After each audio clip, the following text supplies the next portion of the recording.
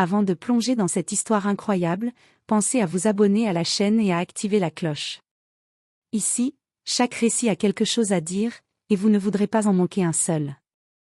Le soleil brûlait sans pitié sur l'immense étendue de sable, chaque grain brillant comme un petit miroir de feu.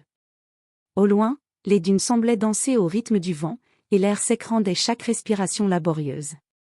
Dans ce désert impitoyable, une silhouette fragile avançait avec difficulté, c'était Emily Thompson, une jeune fille sans abri d'à peine 19 ans. Ses vêtements étaient usés, ses pieds couverts de poussière, et ses yeux, pourtant, reflétaient une détermination et une bonté qui défiaient la misère. Emily n'avait pas de maison, ni de famille pour la protéger. Chaque jour était une lutte pour survivre, chaque nuit un combat contre la solitude et le froid mordant. Pourtant, malgré sa situation, elle gardait un cœur pur et un esprit généreux. Ce jour-là, alors qu'elle marchait le long d'une route oubliée du désert, elle aperçut un homme assis à côté de sa voiture de luxe en panne, visiblement désespéré. C'était Alexander Carter, un millionnaire influent, connu pour ses affaires prospères et sa richesse incommensurable, mais aussi pour son arrogance et son détachement du monde réel. Il avait quitté la ville pour un voyage d'affaires, et maintenant, au milieu de ce désert, il se retrouvait à la merci de la nature et de sa propre imprudence. Emily, sans hésiter, s'approcha. Avec sa simple bouteille d'eau, qu'elle gardait précieusement pour elle-même, elle lui offrit de partager sa maigre ration. Elle l'aida à réparer sa voiture avec les moyens du bord, et resta à ses côtés sous le soleil de plomb, veillant à ce qu'il ne s'évanouisse pas de chaleur ou de déshydratation. Alexander, d'abord surpris et méfiant, observa cette jeune fille inconnue agir avec une telle bonté et un courage qui lui étaient totalement étrangers. Dans ce désert, il vit pour la première fois que la vraie richesse ne résidait pas dans l'argent ou le pouvoir, mais dans la générosité et l'altruisme. À ce moment précis, la vie d'Alexander changea à jamais. Ce simple geste d'Emily, ce partage humble mais sincère, alluma une étincelle dans son cœur fermé. Il ne s'agissait pas seulement de gratitude, il comprit qu'il devait réévaluer sa vie, ses priorités et la manière dont il utilisait sa richesse. Le destin venait de s'écrire dans le sable chaud du désert. Deux mondes que tout séparait allaient se croiser de manière inattendue, et une relation improbable, mais profondément transformative, commençait à naître. Le vent balayait le désert, soulevant de petites nuées de sable qui piquaient les yeux et rendaient la marche pénible.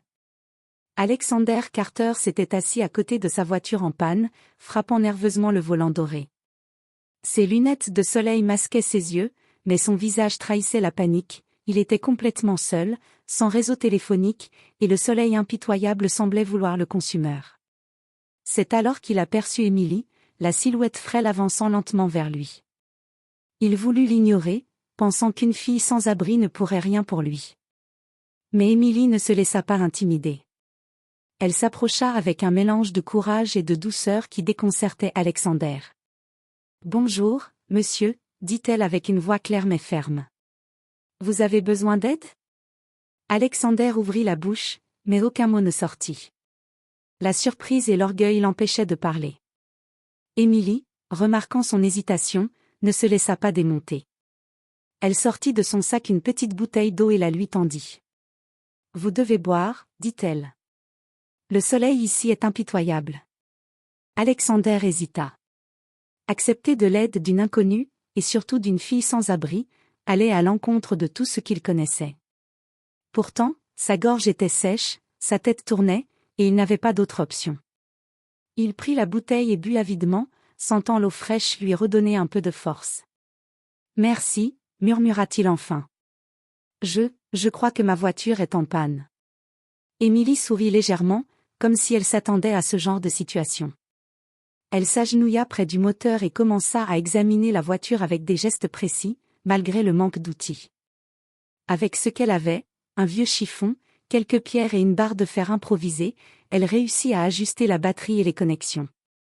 Alexander l'observait, stupéfait, comment une simple fille sans ressources pouvait-elle avoir autant de débrouillardise ? Pendant ce temps, ils parlèrent. Alexander, malgré lui, se confia un peu, ses affaires, son stress constant, sa vie vide de véritables émotions. Emily écoutait, mais sans juger, avec une empathie qui lui était étrangère. Chaque parole d'Émilie, chaque geste d'attention, faisait naître en lui une chaleur qu'il n'avait jamais ressentie. Le respect et l'admiration pour cette jeune fille étaient plus puissants que n'importe quel contrat ou fortune. Quand la voiture redémarra enfin, Alexander sentit un étrange mélange de gratitude et de fascination. Il voulait lui offrir de l'argent, une récompense pour son aide, mais Émilie secoua la tête. « Je n'ai pas besoin d'argent, juste de gentillesse et de respect. » Ces mots frappèrent Alexander comme un éclair. Il comprit, pour la première fois, que la vraie valeur d'une personne ne se mesurait pas à ses biens, mais à son cœur et à ses actions. Alors qu'il reprenait la route, il jeta un dernier regard à Émilie, qui disparaissait déjà dans le sable du désert. Il savait, instinctivement, que cette rencontre allait changer sa vie, et qu'il ne pourrait jamais l'oublier. Ce jour-là, le millionnaire arrogant et solitaire avait rencontré l'humanité pure, et il n'y avait pas de retour possible. 2 semaines s'étaient écoulées depuis cette rencontre dans le désert. Alexander Carter ne pouvait s'empêcher de penser à Émilie. Chaque soir, dans sa somptueuse maison surplombant la ville, entourée de meubles luxueux et de technologie dernier cri, il ressentait un vide que son argent ne pouvait combler.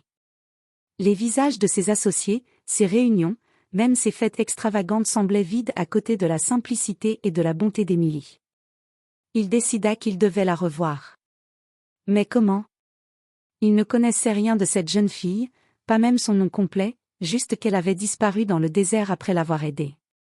Alexander n'était pas du genre à tendre la main aux inconnus, mais il se rendit compte que cette fois, il devait briser ses propres barrières. Le lendemain, il fit une chose qu'il n'avait jamais faite auparavant, il contacta un centre communautaire pour sans-abri et demanda s'il connaissait une jeune fille nommée Emily Thompson. Après quelques recherches, on lui donna une adresse approximative. Alexander se présenta ce jour-là avec hésitation et un mélange étrange de fierté et de nervosité. Il la trouva dans une petite ruelle derrière un marché, assise sur un carton, entourée de quelques affaires personnelles. Elle était occupée à réparer un vieux vélo qu'elle avait trouvé pour le vendre plus tard. « Émilie » demanda-t-il doucement. Elle leva les yeux et le fixa. Le regard de surprise et de méfiance se mêlait à la reconnaissance. « Oui, c'est moi », répondit-elle. Il s'agenouilla légèrement, adoptant une posture humble, et sortit un petit paquet. « Je sais que tu n'acceptes pas d'argent, mais j'aimerais t'inviter à dîner. Chez moi. Je veux apprendre à te connaître. » Émilie l'examina attentivement. Dans ses yeux, il lut la prudence de quelqu'un qui avait été trahi par la vie. Mais il y avait aussi une curiosité, une ouverture. « D'accord, » dit-elle enfin, mais juste pour dîner. Rien de plus. Ce dîner fut un choc pour Alexander. Dans sa maison luxueuse, entourée de tableaux coûteux et de vaisselle en argent, Émilie se comportait avec une simplicité désarmante. Elle ne s'extasiait pas sur les biens matériels, mais posait des questions sincères sur sa vie, ses choix et ses regrets. « Pourquoi faites-vous tout cela pour moi ?» demanda-t-elle, intriguée. Alexander hésita, mais finit par répondre.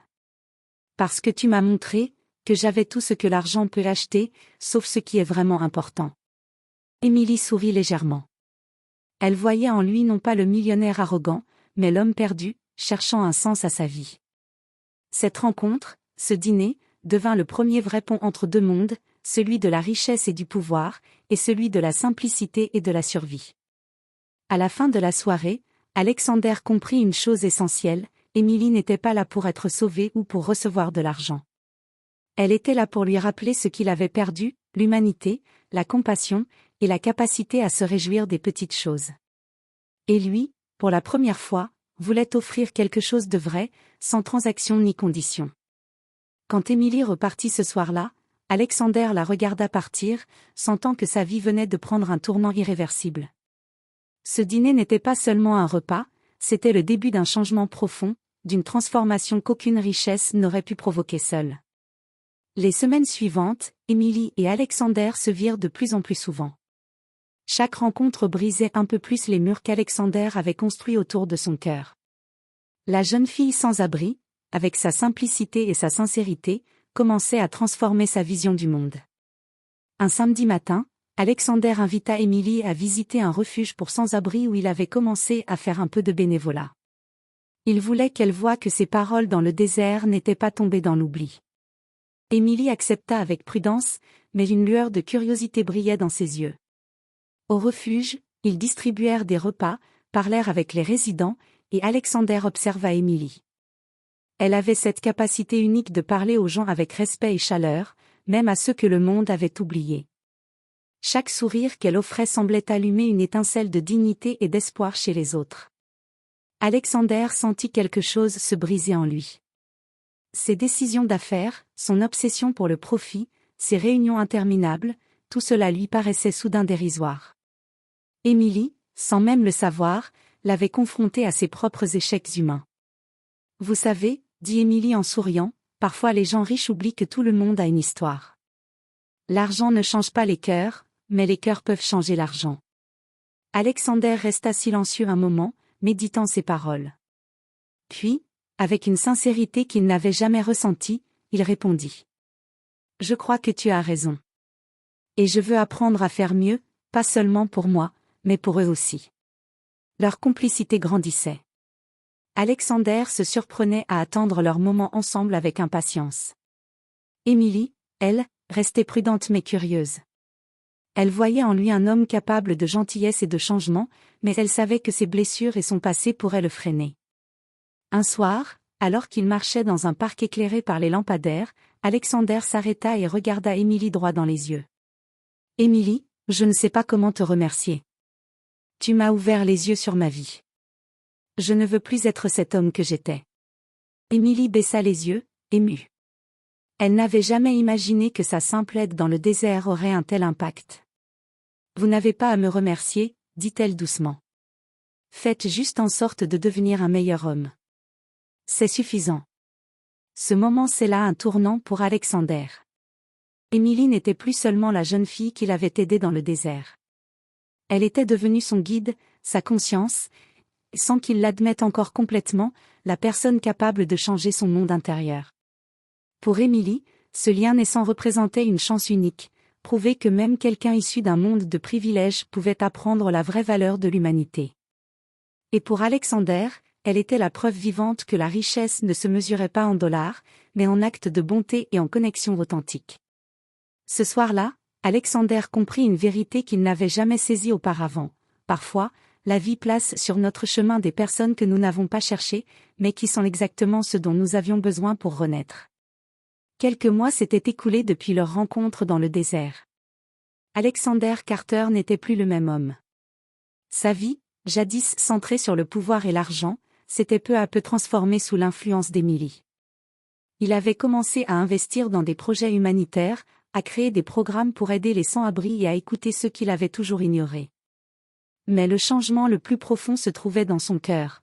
Il avait appris l'humilité, la gratitude et la valeur des liens humains. Émilie continuait à vivre modestement, mais son rôle dans la vie d'Alexander était devenu central. Elle n'avait jamais demandé quoi que ce soit pour elle-même, mais sa simple présence imposait à Alexander de réévaluer toutes ses priorités. Un soir, alors qu'ils travaillaient ensemble à la création d'un centre d'aide pour les jeunes en difficulté, Alexander se tourna vers Émilie. « Émilie, dit-il, je n'aurais jamais cru qu'une simple rencontre dans le désert pourrait changer toute ma vie. Je te dois tout. » Émilie sourit doucement, mais cette fois, ses yeux reflétaient une force tranquille. « Tu ne me dois rien, Alexander. Tu as fait ce choix toi-même. C'est toi qui as décidé de changer. Je ne fais que marcher à tes côtés. » Mais ce soir-là, un événement inattendu vint tester leur lien. Lorsqu'ils quittèrent le centre, Alexander reçut un appel urgent de son avocat. Un de ses anciens partenaires d'affaires, jaloux de sa transformation, tentait de saboter ses projets caritatifs et menaçait de révéler des informations compromettantes pour ruiner sa réputation. Alexander sentit la peur et la colère monter en lui, mais Émilie posa une main sur son épaule. « Respire, dit-elle calmement. Nous pouvons gérer cela, mais pas avec la colère. Avec la sagesse et l'action juste. » Guidé par ses conseils, Alexander affronta la situation avec calme et intégrité. Il utilisa sa position pour rectifier les erreurs, protéger son projet, et même tendre la main à ceux qui l'avaient trahi. Pour la première fois, il comprit que le véritable pouvoir réside non pas dans l'argent ou la force, mais dans la capacité à faire le bien, même face à l'adversité. Après cette épreuve, Alexander réalisa quelque chose d'encore plus profond, il ne voulait plus jamais être séparé d'Emily. Elle n'était plus seulement son guide moral, mais la personne qui avait éveillé en lui la meilleure version de lui-même. « Emily » murmura-t-il un soir, sous le ciel étoilé. « Je veux que tu restes dans ma vie, pas seulement comme amie ou partenaire de projet, mais comme quelqu'un de bien plus important. » Emily le regarda, surprise et émue. Elle avait toujours été prudente, consciente de leurs différences sociales et de son passé difficile. Mais la sincérité dans ses yeux et la transformation évidente de son cœur l'ébranlèrent profondément. « Alexander, dit-elle doucement. Je ne veux pas de luxe ou de richesse.